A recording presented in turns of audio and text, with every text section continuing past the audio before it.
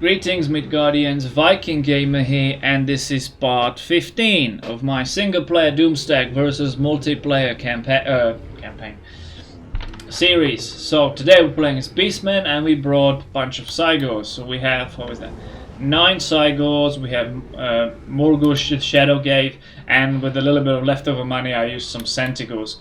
So my opponent, again, he knew I was going to cheat somehow, but I guess he was expecting Minotaurs or something.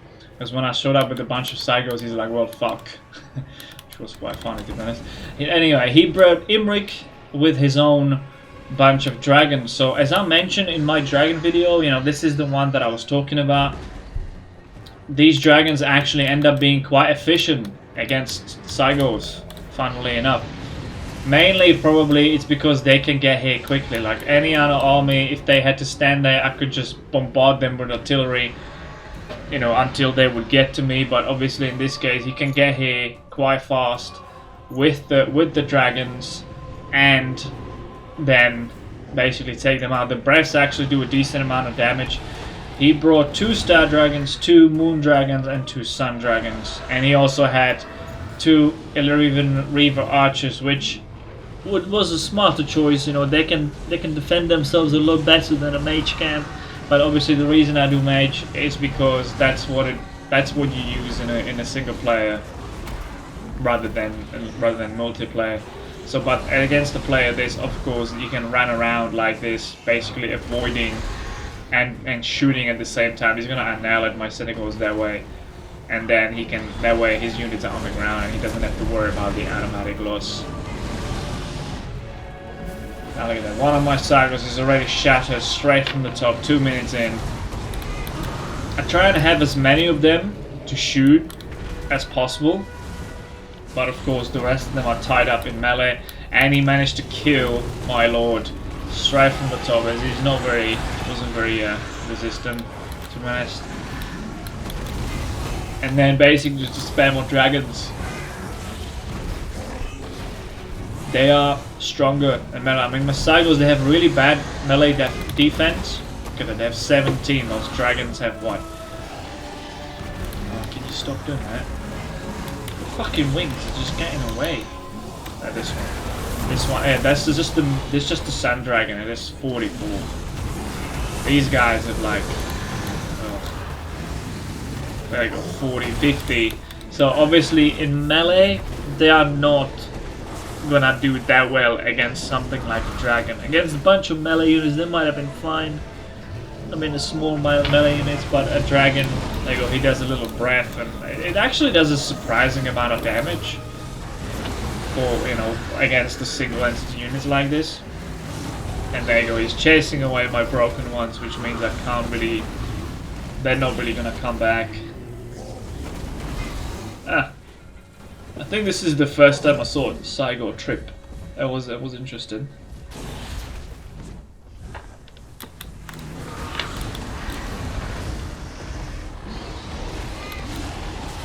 So overall, it's 86 against 127, mainly because, you know, he's got the cav and I had a little bit of cav. Had being the imperative. I managed to actually catch him in here, but at that point they've done so much damage, they break instantly. Now look at that, and they're gone. In one of my units rallies, I start shooting from a distance again, just trying to get some damage in, but at this point I had to involve everyone in melee, and well, as pointed out earlier, they're just not really that good at it.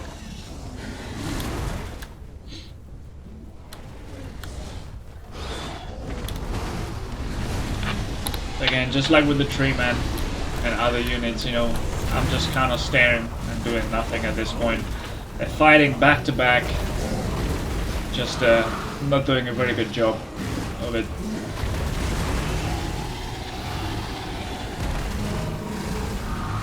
In the background, 2 of my units break. Even the one that was just shooting, that actually didn't have to do anything. I mean, as far as like he didn't have anyone there, but it just broke because, well, shattered actually, because the leadership just went down for some reason.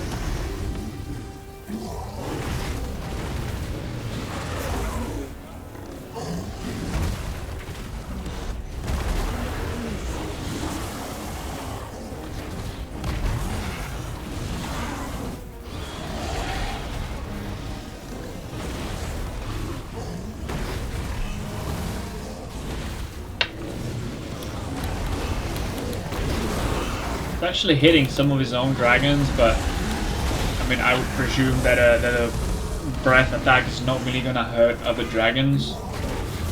But that would just be from a lore perspective. I don't know if it does any damage in the game.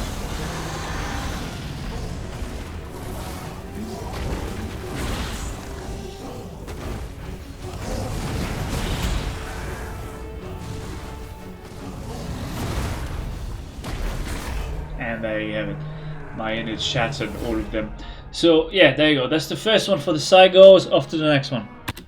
Alright, second fight. It's against the same guy as before, the one with the high elves. So this time around I'm actually able to start shooting from a distance a bit, doing a decent amount of damage. From here he can only shoot with either both of us at me. But obviously once he comes back, or once he comes closer, it's gonna be a whole different story. I'm trying to target the both of us so he can't really keep shooting at me once we get engaged in melee. They're just not really doing that great. Like, they don't do massive amounts of damage to them. They do a lot of damage. There you go. I switched the target here with some of them. Again, on the sisters. I don't know what this one was about. Targeting the sisters to try and basically get rid of as many of them as I can before they get in range and absolutely annihilate me.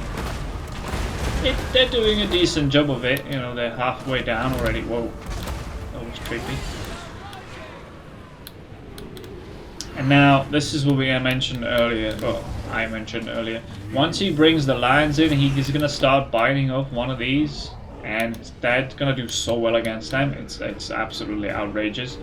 This time around, actually, I brought a beast lord just so he would last a little bit longer, just a basic one. And I think that way I was able to bring an extra CYGOR. Yeah, I think I have 10 of them now. Yeah, instead of 9, because I took a cheaper lord. Because I didn't really do that much with Shadowgate anyway. Look at them, they are absolutely melting this guy, and he breaks faster and stronger enemies nearby. No one is stronger than you, mate, but I guess they are faster. And now all of his range units are in range, and they're starting to melt whatever I have. Odds are the lovely 150 to 1 as usual.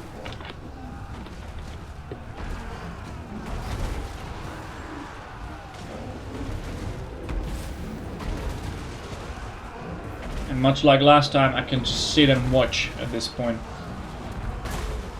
Any kind of attempt on micromanagement is not really going to do that much. He's got me pinned down with his spears. I can't shoot. They just have to fight in melee, and as we discussed with the first one, they are absolutely shit in melee. These guys get to shoot. Well, this guy, one singular. He gets to throw like one stone, which he completely misses, and then I think the lions or something come in and they just shatter him. Most of these guys are broken already. And that's it, pretty much. So, yeah, as I mentioned, again, the CYGORS, as great they are in a single player, or can be, they're not really that great again in a multiplayer scene. To be honest, like, the Beastmen really need a remake, or rework, whatever you want to call it. Even for the single player, like, they're like one of the only ones who haven't had one yet, as of now. Even the Greenskin had one recently, which was like one of the worst ones at that point. Now it's just the Beastmen, I think, who need like the old world races. It's just the Beastmen. Maybe the Wood Elves. I'm not quite sure there, but it would certainly help to give them some kind of a boost, because they just cannot keep up with the new races like High Elves and so on. Anyway, this guy back against the wall, broke when he had 3/4 of health. Perfect sense, right?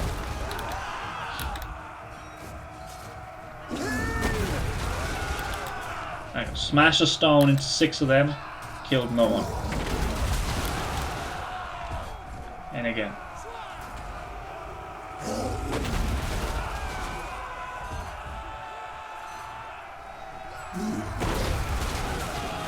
This should have done nothing. Oh, there you go, one's dead.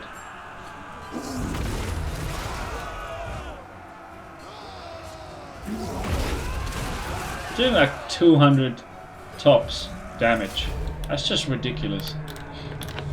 Anyway, that's it for today. Thank you for watching. I hope you enjoyed it. Like and subscribe for more. And next time we will be doing Dark Elves. Specifically, well, it's a bit complicated, but it's kind of based around Dark Shades. So stay tuned.